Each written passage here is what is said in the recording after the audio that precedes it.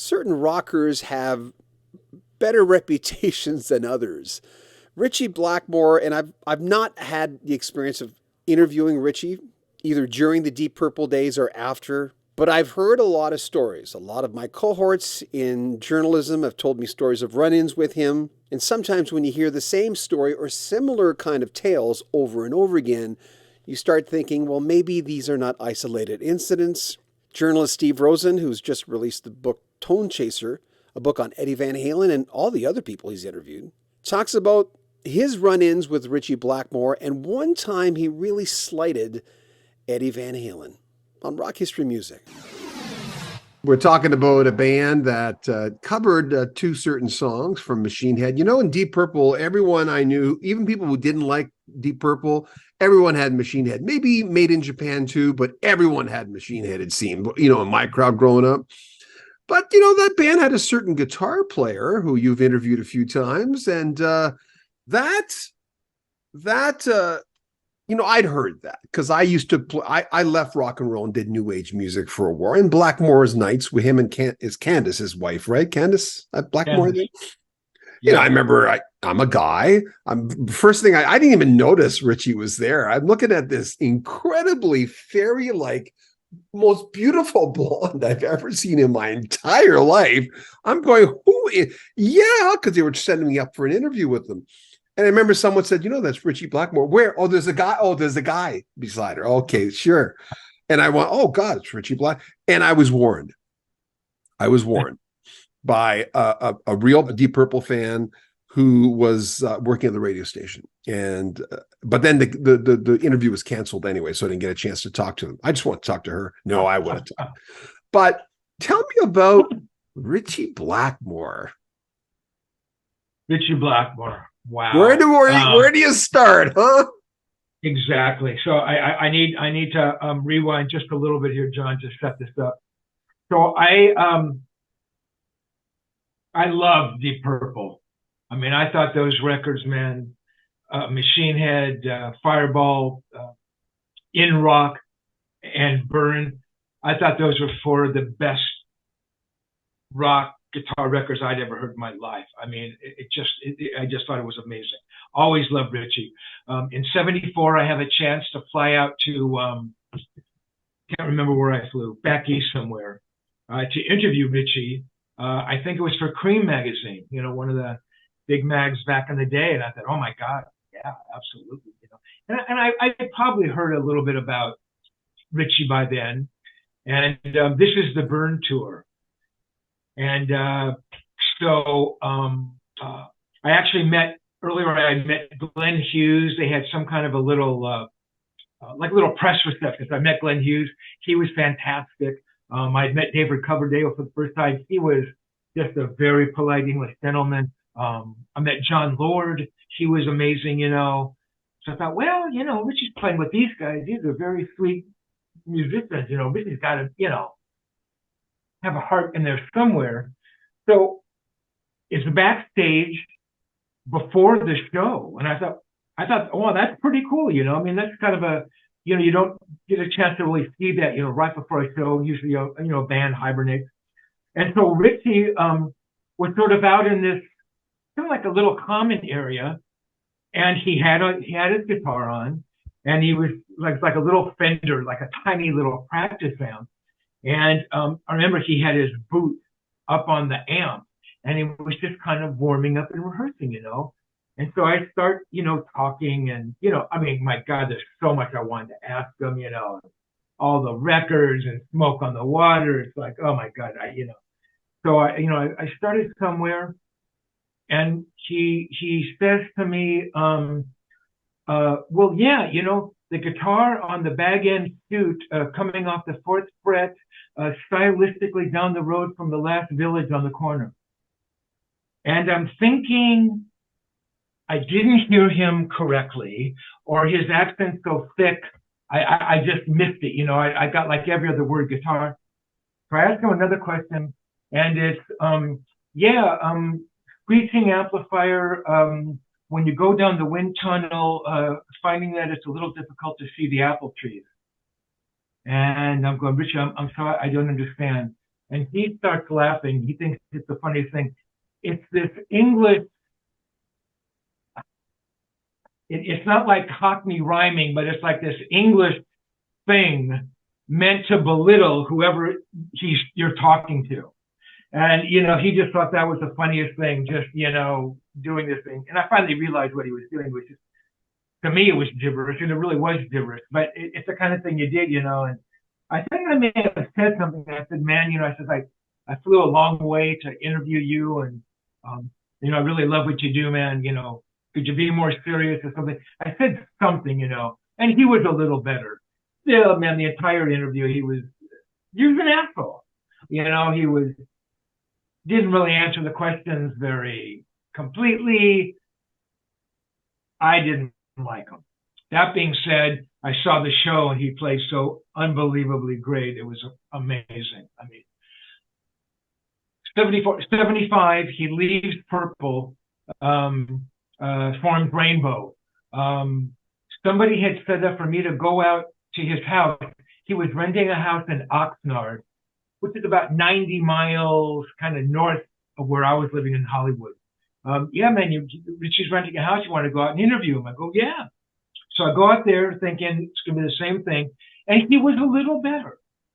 Maybe it's because he's now in Rainbow and he can't really piss off every journalist he talks to, Ronnie Dio was a thing at that point. I also met Ronnie for the first time, and Ronnie was amazing. I mean, even I think maybe I had related the tale about Ritchie earlier, and even he was trying to, explain to me about Ritchie, and that's just Ritchie. I mean, Ronnie knew what kind of viper's den he was walking into. But he was also the singer for Rainbow with Ritchie Blackmore. I mean, you're not going to walk away from a gig like that or turn it down. And Ritchie was okay. In 77, actually right before I met Edward, so it must have been like, I don't know, February or March, guitar player wants a cover story. So I interview Ritchie again in the hotel. This time, Ritchie Blackmore's on his best behavior. It's the cover of Guitar Player magazine, one. And two, you don't want to piss off the writer who's doing the cover story, right? So he's on his best behavior. He was actually very cool, very nice. So all a preamble, 78, Rainbow is playing in Long Beach. I know Edward's a huge fan. I'm thinking, how great would it be, just to bring Edward to the show, and let him see me. Hey, this guy, Steve Rosen, my friend, he got tickets and backstage pass. I could be a little cool. And then I thought, wow, how amazing would it be if I could introduce these two guys? And I'm trying to truncate this story here, John. So we go and we see the show, and John Cougar's on first, and I don't think Edward was a fan. I've never been much of a fan. And then we're waiting for the next act to come on, and it's going to be Randy Hansen, who is the Jimi Hendrix impersonator, who did an amazing job. And so the lights go down, and Rainbow comes out, and it's Ritchie. I'm going, what the hell? Why is Ritchie going on in the middle slot? So, we see this set, and honestly, I can't remember how he played, to be honest with you. And then, the lights go down, and Randy comes on. So afterwards, we go backstage to see Randy.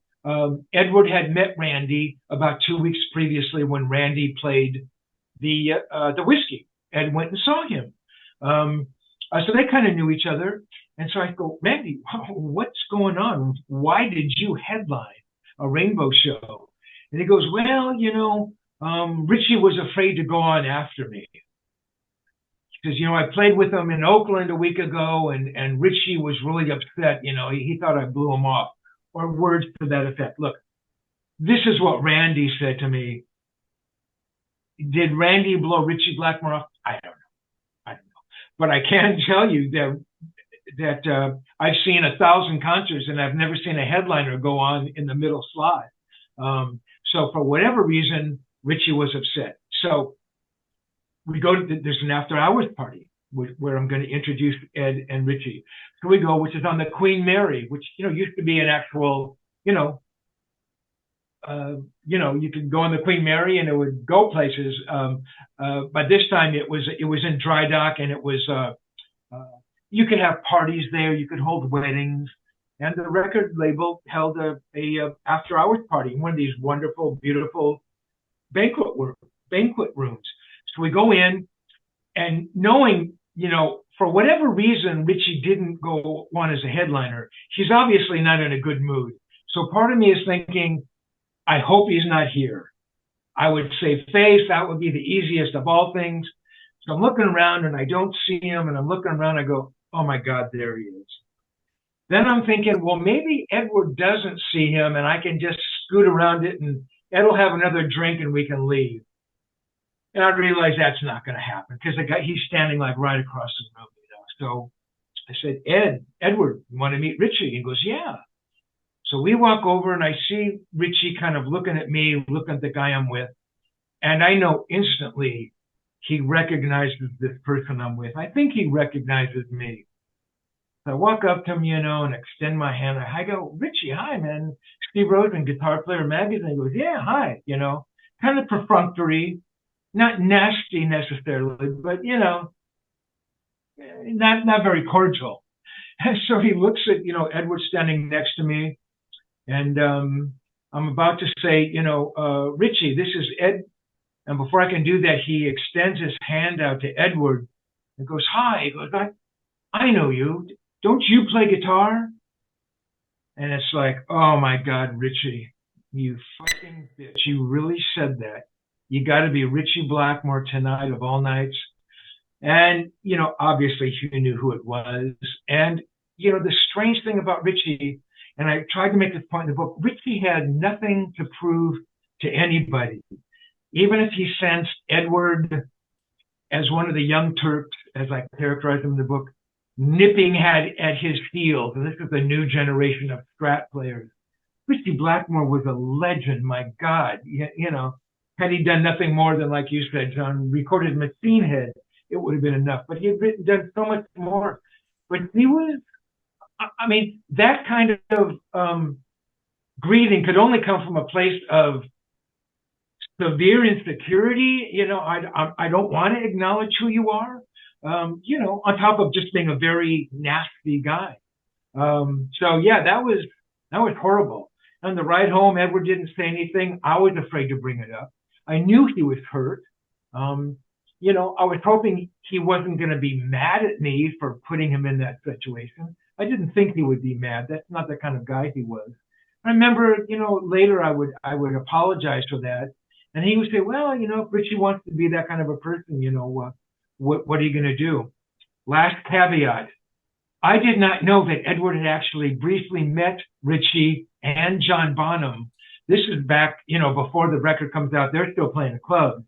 They met at the Rainbow, which is a pretty famous watering hole for rock and roll people on the Sunset Strip. And he sees Ritchie, and he walks over with Bonham, and he introduces himself, and Ritchie treated him like horse shit. I don't know exactly what was said, but Ritchie was, insulted him terribly, and Bonham even insulted him. And John Bonham, and I hate to speak like this of someone who's passed away, John Bonham could be really, really mean-spirited. So for the two of them to be there, and Edward going to say hello. I'd also heard, and I'm not sure, that they were actually at Gazzari's to see Van Halen play. I've never been sure of because Edward says it was at the Rainbow, so I'm not sure of the history of that. But so Edward had this history with Ritchie. Had I known that, I never would have offered to introduce them. Sorry to interrupt, but that story about Bonham and Ritchie, was it not? They said, "Who are you? Fuck off." No, I think they basically said, "Fuck you." We don't like you.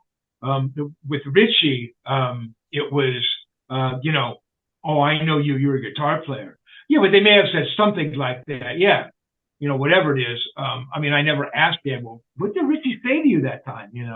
But whatever it is, it was just absolutely dismissive. And See, with Bonham, I'd heard a few things about Bonham. It's not like the John Lennon thing where John could be, or even Lou Reed, who is a mercurial personality, as he's been called so many times. I mean, I've had friends of Lou Reed tell me that. They are going, whoa, okay. But and Lennon, of course, Lennon could be very hurtful. But with Bonham, I'd not heard as many stories about that. Not that it wasn't true. Obviously, I believe it because people remember that kind of stuff. David Page had said something to me. He says, you know what? To this day, there's this person who says I'm an asshole because I think my mother-in-law or father-in-law had died the night before and I wasn't in a good mood, or, because sometimes that happens, but there's other times where it's not an isolated incident. The person's just like that. And, reputation is someone else's business. You're not in charge of your reputation. They are, and they're going to make up their minds. And, a situation or many like that, people talk about that shit way more than the other stuff. Yeah, I'm sorry, John. Yeah, they do. And in fact, you bring up a point that I sort of write about in the book. And, I write about kind of the last paragraph of that chapter is Ritchie Blackmore is a remarkable guitar player. I think he's one of the greatest who ever lived. I actually don't think Ritchie gets as much acclaim as he should. When there are conversations with Jeff Beck and Page and Clapton and Hendrix, you rarely hear of Blackmore's name in there. I think he just about belongs in there, to be honest. But I write in there, I go, look, Ritchie could have had a bad night, or maybe the 3 times I met him or whatever, he had those bad nights. But the span of when I met him in 74, and then, the last time was 78. Oh, I'm sorry. I interviewed him again in 91, and he was nasty. Oh my God. He was working with Candace. It was Blackmore's Nights? Blackmore's Night. And first question I asked him, I go, so, what have you been up to? He goes, well, what do you want to know? Oh, God, this is going to be bad. So my point being, somebody can have a bad night or a couple of bad nights, but Ritchie's been a nasty guy from 74 to 91. So, I think that's over the limit of just, giving someone a chance. Exactly. Tone Chaser is the brand new book by Steve Rosen, who knew Eddie Van Halen going way back to 1977. It's a great book on so many different artists. Ronnie Montrose, an interesting run-in with him, Paul McCartney, Joe Cocker, Led Zeppelin, AC/DC, most notably Bon Scott, Ritchie Blackmore. Now that's a colorful story, but mostly Eddie Van Halen, who he knew, like I said, going way, way back before the first Van Halen album was ever released. There's so much inside information in this book. It's one of my favorite books that I've read in a long time, and I really enjoy talking to Steve. His stories are magical, really. There'll be links in the description where you can pick it up. Remember, if you want to contribute to the channel, if you want to make a donation, there are links on every one of our videos to PayPal. You can make a PayPal donation, you can join our Patreon, get early access to all our videos. But remember, subscribe to the channel, like our videos, comment on them, and share them on social media. This is John Beaudin. More from Steve Rosen coming up in the next 2-3 days. This is Rock History Music. Take care.